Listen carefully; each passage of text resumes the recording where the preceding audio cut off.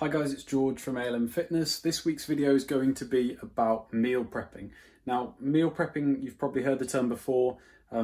It's kind of an advanced term for such a simple thing. People have obviously been doing this for years, preparing different foods to eat at a later date. Maybe you overcooked dinner, so you've just kept some back in the fridge overnight. Well, essentially that's all that meal prepping is. It's just preparing your meals, making sure that you have got, you're basically making it easier for yourself to consume the food that you know you need to consume throughout the week. So when this is beneficial would be if you have a 9 to 5 job where you're working throughout the day and you haven't got access to your food at home, you haven't got access to a cooker, you haven't got access to anything where you can make your own food and you have the raw ingredients. Obviously, it's going to be beneficial because then you can make it beforehand and it will be a lot more simple. You don't have to then go out and buy food and make potentially poorer choices, which is what we often do when we're able to buy food out compared to make it at home. So that's a big pro for meal prepping. Now, I want to maybe misspell some kind of myths around meal prepping.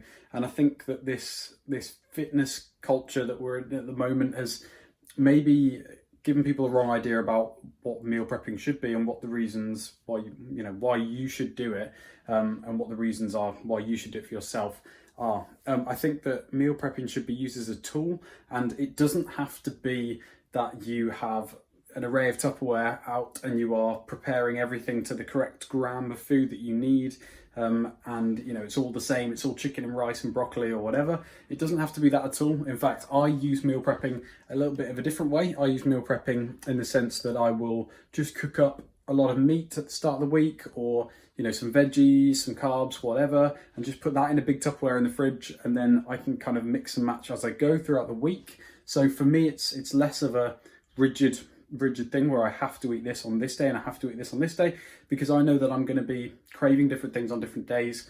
Sometimes my body will just be wanting something else. So I give myself that flexibility. So meal prepping doesn't have to be such a rigid task, such a strict task. It can be fun. You can make things that you really enjoy, and then you can give yourself an option throughout the week as well. It's not about necessarily making sure that you stick to a certain thing.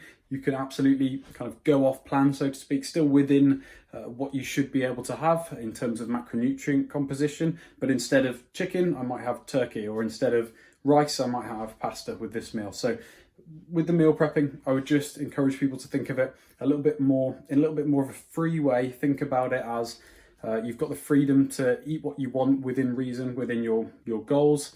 So make it fun. Think about different ways that you can make fun snacks, make fun meals, things that you enjoy, and don't make it monotonous and boring, because it really doesn't have to be.